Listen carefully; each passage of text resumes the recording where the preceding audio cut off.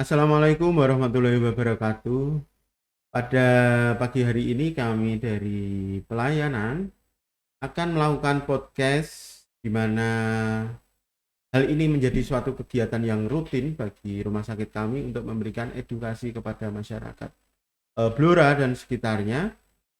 Pada tanggal 18 Agustus tahun 2002 ini kami bersama dengan unit gawat darurat RSUD Dr. Sutoyono Blora akan melakukan podcast dengan tema UGD dengan hati, membuka diri untuk pelayanan yang lebih berarti.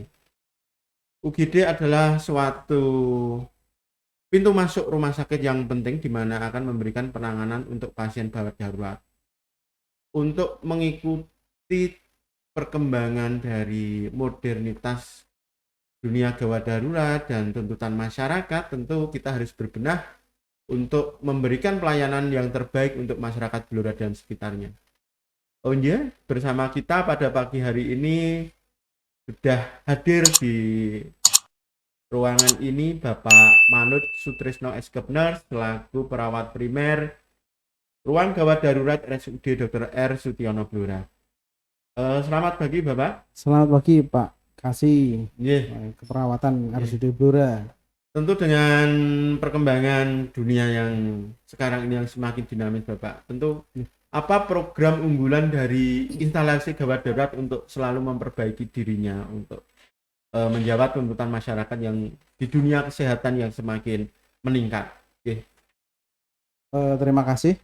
Di podcast hari ini di tanggal 15 Agustus 2022 saya sebagai perawat primer IGD RSUD Blora dan didampingi dengan kasih keperawatan Pak Nanang. Di sini kita UGD bersemboyan yaitu semakin mempercepat dalam pemberian pelayanan khususnya ke masyarakat, seluruh lapisan masyarakat baik dari kalangan bawah sampai kalangan atas.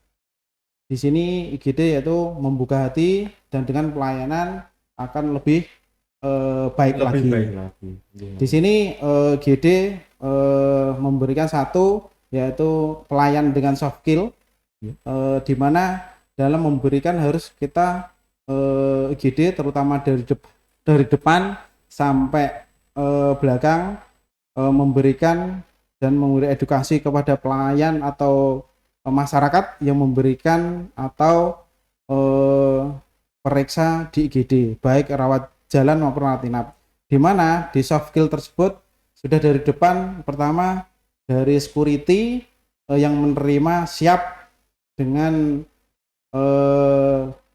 cepat tanggap, di mana di IGD sudah ada berangkat di depan oksigenasi memberikan pelayanan dan dengan ramah tamah. Kemudian setelah dari depan yaitu dengan security, kemudian kita arahkan ke TPPRI. Oh iya.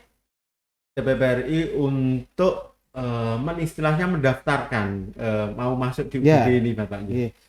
Jadi dari depan penunggu pasien namun yang mengantar pasien tersebut diarahkan untuk mendaftar ke TPPRI, di mana petugas TPPRI yang PBGD sudah dibekali dengan soft skill, ramah tamah dengan senyum, di mana petugas tersebut memberikan ruang ataupun aroma yang membuat seorang pasien atau keluarga pasien dengan nyaman seperti itu.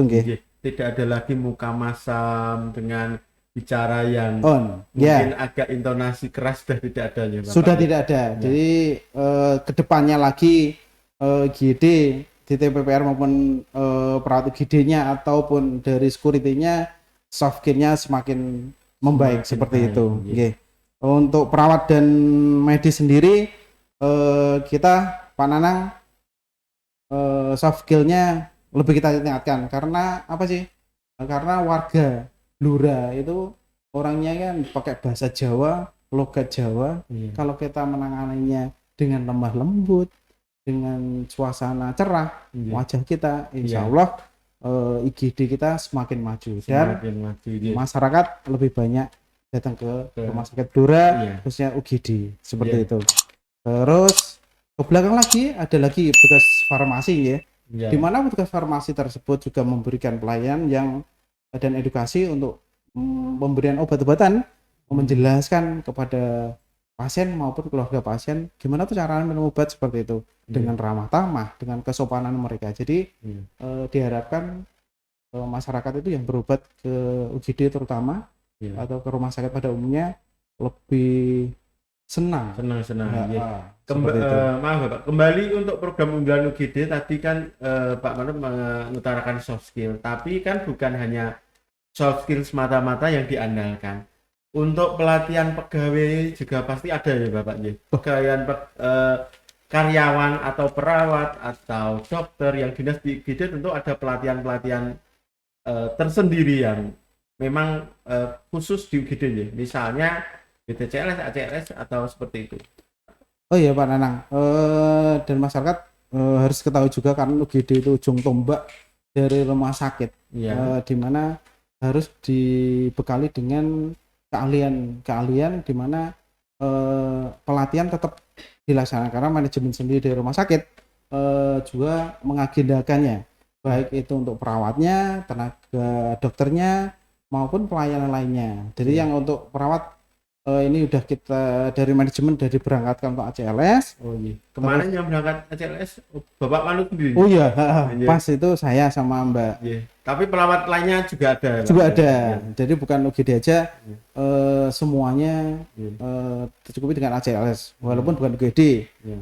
Kemudian dokter kemarin sudah berangkat Pak Nanang. Iya. Terus hari nanti di bulan ini juga ada lagi 2 yang diberangkatkan oleh manajemen Pak Nanang. Seperti Oke. itu. Iya. Berarti memang pelatihan untuk pegawai ini benar-benar diberikan. Terus bagaimana tentang kelengkapan alat, Bapak? Karena kelengkapan alat itu tentu menjadi suatu pertanyaan masyarakat. Karena kadang masyarakat mau masuk UGD pasti bertanya, alatnya lengkap tidak?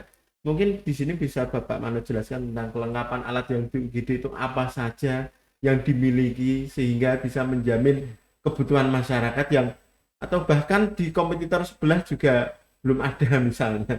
Ya, di UGD alat-alatnya. Oke Pak Nanang, ini IGD ya alhamdulillah ya kelengkapan UGD sarana dan prasarananya lengkap Pak Nanang. Di mana satu terus beberapa di ruang tindakan ataupun di observasi udah ada ruang monitor ya. Yeah. Ruang monitor. Jadi kalau misalnya ada pasien dengan serangan jantung atau memang penurunan kesadaran, IGD udah siap untuk memberikan pelayanan dengan alat-alat canggih tersebut. Kemudian kita di ruang infeksius Pak Nanang itu juga kita sediakan monitor, di mana untuk pasien-pasien yang infeksius, terutama misalnya ada pasien COVID ataupun dia TB paru, itu penanganan di IGD dengan diberikan di ruang khusus ya. Jadi tidak terpapar dengan yang lainnya seperti itu. Terus untuk kelengkapan sendiri di Perin juga sudah ada untuk monitornya Pak Nanang.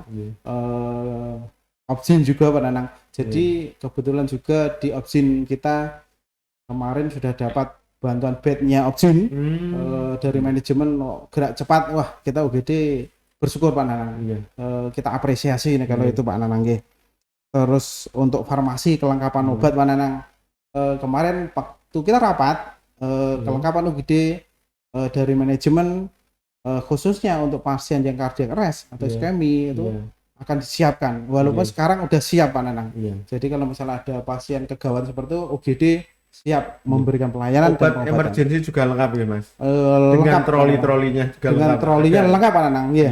Jadi satu pasien dapat monitor itu semuanya Pak Nanang, dari obat emergensi dan DC shock juga ada Pak Nanang, seperti itu Pak Nanang. Oksigen konsentrator juga punya Punya Pak Nanang. Jadi jika oksigen mungkin dari RSU stoknya berkurang bisa digunakan, jadi tidak ada khawatir lagi nanti oksigennya habis seperti itu.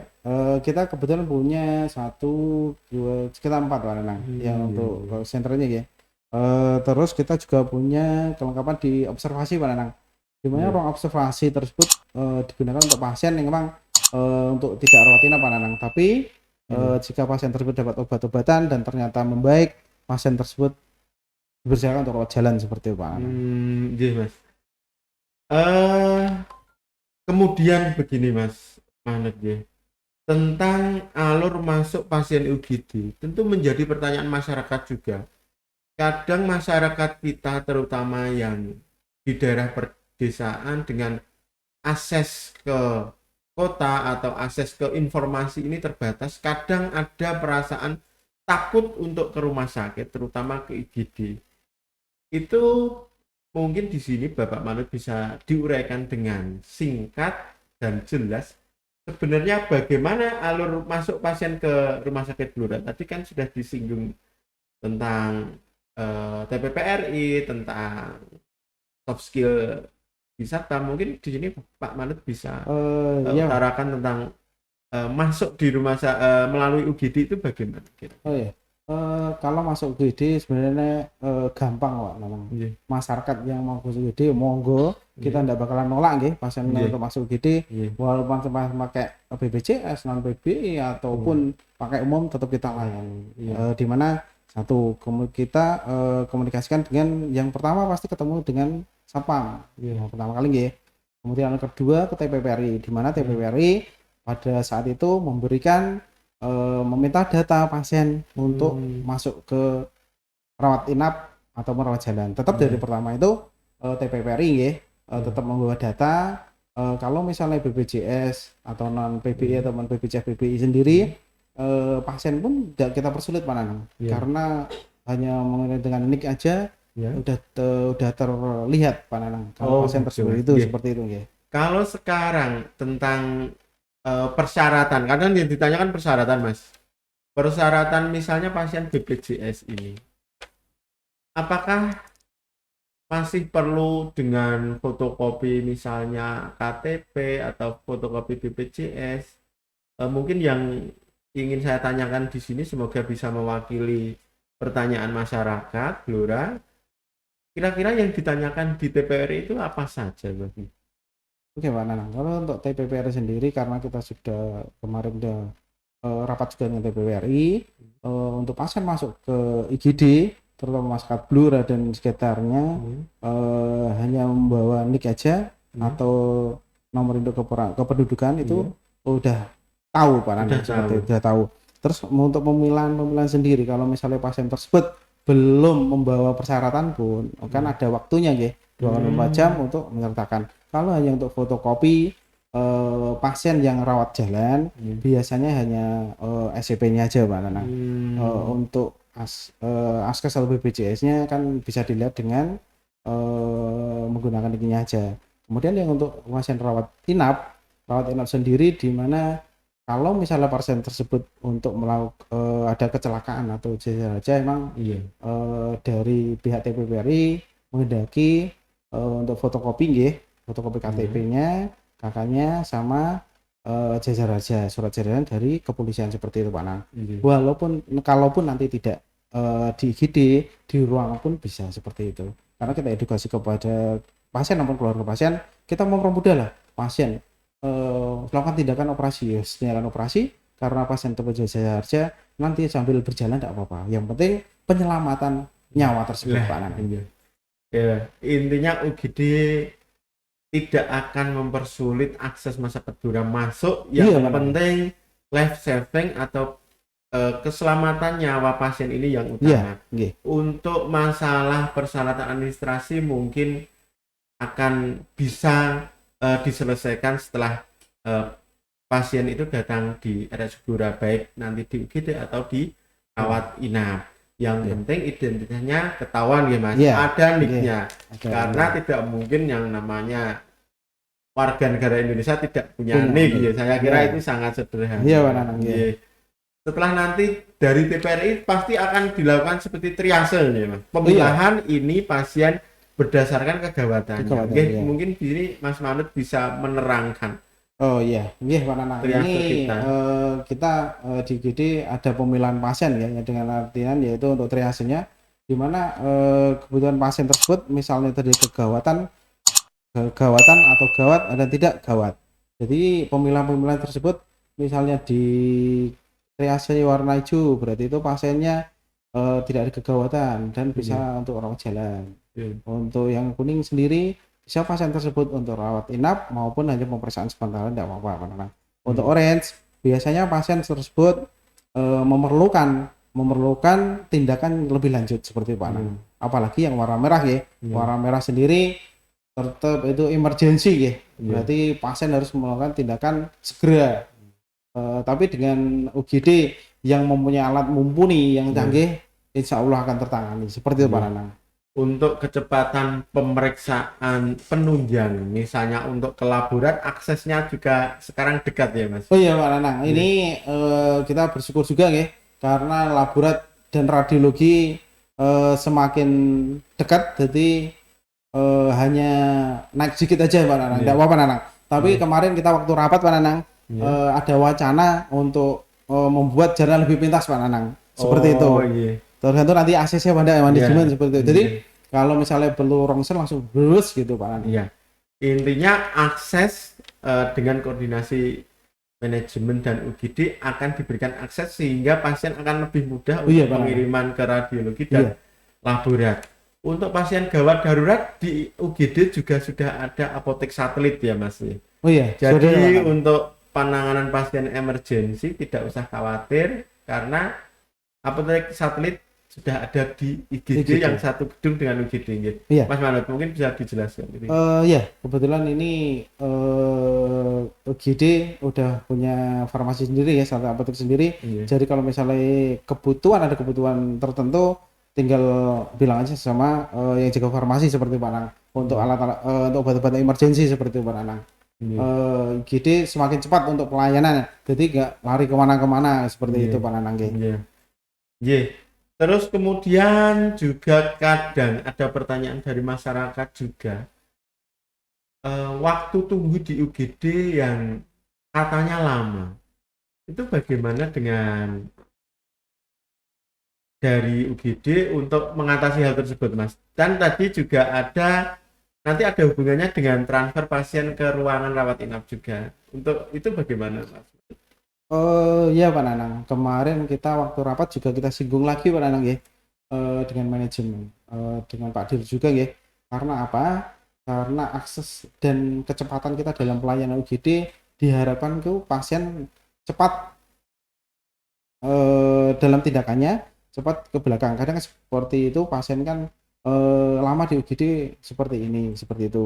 Nah kita dari UGD sendiri kemarin waktu rapat disepakati jika pasien tersebut kondisi stabil Pak Nanang, kita udah telepon residennya, WA residennya atau WA ke DPCP, ternyata kita telepon Pak Nanang. Jika tidak ada tanggapan ataupun tidak ada balasan, pasien bisa dikirim ke ruangan dengan alam artian nanti di ruangan kita kasih tahu jika nanti ada advis dari DPCP meneruskan seperti itu. Kemarin pas rapat sendiri juga dibahas, kalau misalnya nanti emang ada kesepakatan seperti itu, 30 menit IGD ternyata pasien stabil bisa dikirim ke belakang. Itu untuk pasien yang tidak emergensi banget.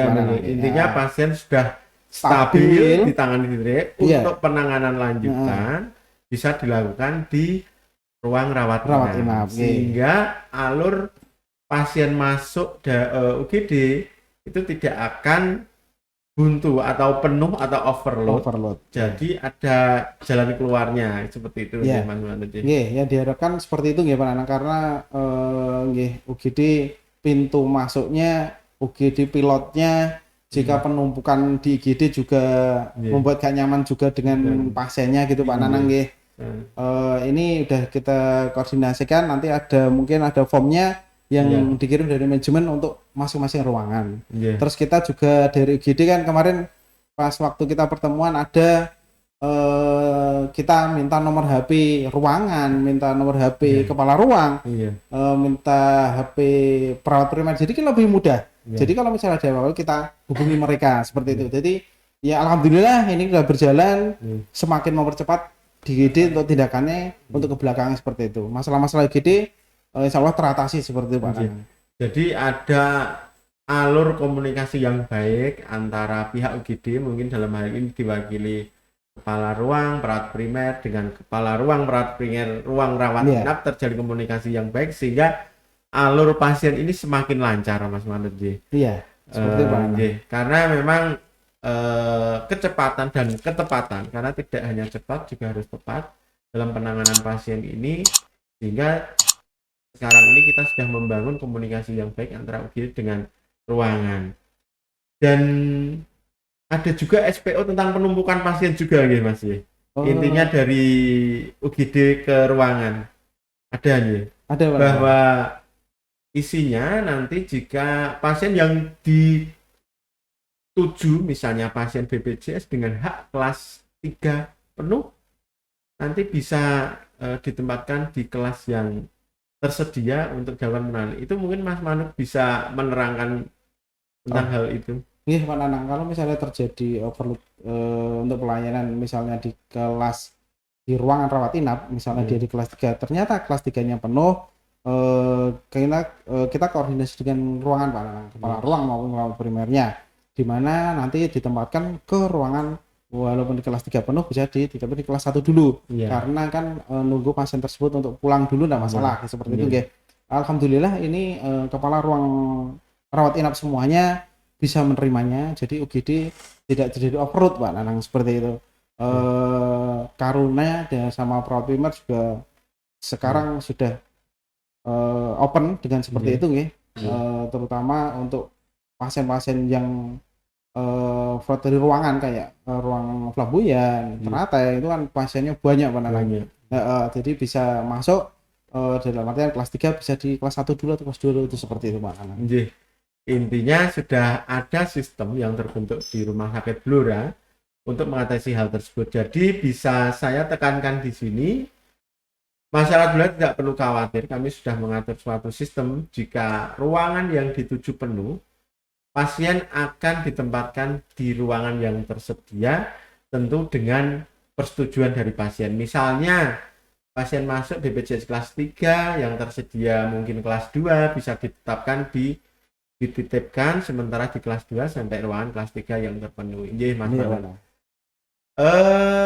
Kemarin kita ke IGD untuk melakukan suatu koordinasi, saya lihat di ruang tunggu UGD itu ada hal yang menarik Mas Manut. Ada kulkas showcase dengan minuman-minuman yang tersedia di situ. Itu untuk apa Mas Manut? Oh iya Pak Nanang, ini kemarin juga ada masukan dari Pak Dir sendiri seperti itu, di mana itu digunakan untuk kenyamanan sih Pak Nanang. Itu misalnya ada pasien rujukan dari puskesmas, dari rumah sakit lain, itu ya kita mengasih lah untuk lelah mereka.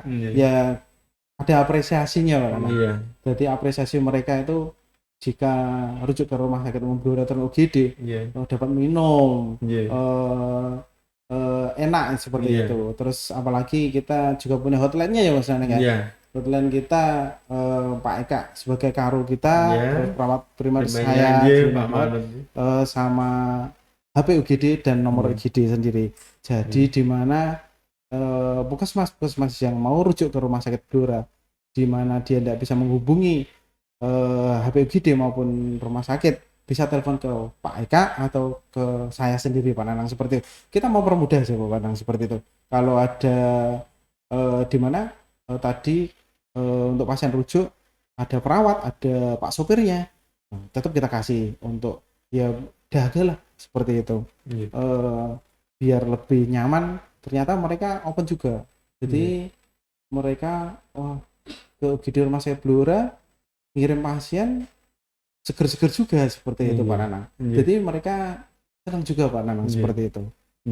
Luar biasa sekali inovasi dari tim UGD bagaimana memberikan pelayanan yang terbaik sehingga para jejaring ini untuk jejaring puskesmas tidak usah ragu lagi. Komitmen UGD ini melayani Anda itu sudah dengan semangat gaspol intinya. Silahkan jenengan ngirim ke RSUD Blora, bahkan nomor kepala ruang, nomor perawat primer, nomor HP jaga UGD itu sudah di-share dan itu menunjukkan komitmen yang kuat ya Mas. Kita ingin memberikan pelayanan yang terbaik di masyarakat Blora, bahkan sampai disediakan tempat untuk minum di situ. Iya. Istilahnya misalnya jenengan bertamu ke rumah orang itu ada suguhannya atau minumannya, sangat luar biasa sekali. Jadi intinya tidak perlu lagi, syaratnya juga dipermudah, syarat asal ada nik bisa masuk, alatnya lengkap, pelatihan dari pegawai juga sudah dilakukan dengan baik, alur pasien ke ruangan juga baik. Intinya sudah kita lakukan semua ya Mas Manut. Mungkin di sini kendala-kendala itu apakah mungkin ke depan arahnya bagaimana Mas Manut? UGD mungkin untuk berubah semakin baik, walaupun ini di tengah-tengah ini sudah baik lagi mungkin. Mungkin gini Pak Nanang, alangkah baiknya kalau UGD sendiri itu karena kita lihat ke depannya mungkin masyarakat Blora khususnya memerlukan pelayanan yang lebih maksimal lagi. Walaupun kita alat-alat sudah canggih semuanya, kemungkinan kita masih membutuhkan ruang Mas. Memperluas UGD. Gimana caranya seperti itu? Biar penanganan kita lebih cepat Pak Nanang. Sekarang bed yang tersedia berapa Mas? Ini bed yang tersedia ada 11 bed. Terus di opsin 1 Pak Nanang. Di perin 2 berarti ada 13 bed Pak Nanang. Ini pun kalau overload kita yaitu menempatkan pasien. Intinya untuk memberikan pelayanan terbaik, bahkan semangat untuk tidak menolak pasien ini berangkat pun kita pakai untuk sarana merawat pasien. Iya, ada pun berangkat yang dari mana kadang kita juga pinjam sampai belakang ya Pak Nanang. Tetap kita layani Pak Nanang. Kita tidak akan menolak pelayanan rumah sakit Blora khususnya IGD pasien dengan kondisi apapun, dari lapangan dari paling bawah sampai lapangan tetap kita layani Pak Nanang. Tanpa kita menolak seperti itu Pak Nanang. Cepat, tepat, UGD tetap maju seperti itu Pak Nanang. Luar biasa sekali ini pada pagi hari podcast kita sangat menarik dengan narasumber yang sangat sangat antusias gitu, sangat bersemangat. Ini memang luar biasa Bapak Manut. Terima kasih. Intinya untuk masyarakat Blora dan sekitarnya jangan ragu untuk masuk ke UGD.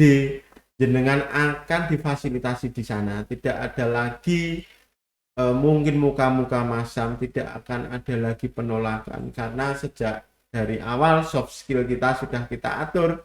Di TPPRI nanti juga akan ditanya dengan baik, misalnya ada masalah di situ akan kita carikan solusinya. Untuk BPJS tinggal nik aja yang tahu, nanti pelayan sudah bisa digunakan, triase kita berjalan, SOP untuk transfer pasien ke belakang sudah berjalan, apotek satelit di situ ada lagi, dan seperti Bapak Manut ini tadi demikian luar biasa semangatnya untuk memberikan pelayanan. Saya kira UGD Rumah Sakit Blora sudah berubah cukup banyak ya Mas Manut. Iya Pak Nanang. Demikian podcast kita pada pagi hari ini. Sekali lagi UGD kami siap melayani sepenuh hati, membuka diri untuk pelayanan yang lebih berarti untuk masyarakat Blora. Terima kasih untuk tim UGD, terutama perawat primer Mas Manut Sutrisno Eskep Nurse yang telah hadir pada pagi hari ini. Mungkin sebelum podcast ini satu tip ada yang mau disampaikan untuk pesan kesannya untuk masyarakat Blora Mas Manut? Terima kasih Pak Nanang. Saya apresiasi untuk masyarakat Blora sendiri Pak Nanang, di mana masyarakat Blora semakin mencintai rumah sakit Blora, terutama untuk masuk rumah sakit Blora lewat UGD. Sudah tidak ada yang namanya takut Pak Nanang, seperti itu. Di mana kedepannya kita UGD akan memberikan pelayanan yang lebih baik dan lebih baik. Gitu Pak Nanang. Terima kasih ya Pak Nanang atas waktunya untuk podcast hari ini, di mana IGD akan kedepannya mungkin akan lebih baik seperti itu Pak Nanang. Terima kasih Pak Nanang. Terima kasih Mas Manut. Ya, demikian masyarakat Blora. Panjenengan bisa melihat sendiri semangat kami terwakili dalam diri Pak Manut ini untuk memberikan pelayanan yang terbaik untuk masyarakat Blora. Jangan ragu untuk datang ke UGD jika Anda mempunyai masalah kegawat daruratan tentang kesehatan Anda. Jangan ragu untuk datang ke UGD. Kita akan melayani dengan hati untuk memberikan pelayanan yang lebih berarti ke masyarakat Blora. Demikian podcast kita pada pagi hari ini. Wassalamualaikum warahmatullahi wabarakatuh. Warahmatullahi wabarakatuh.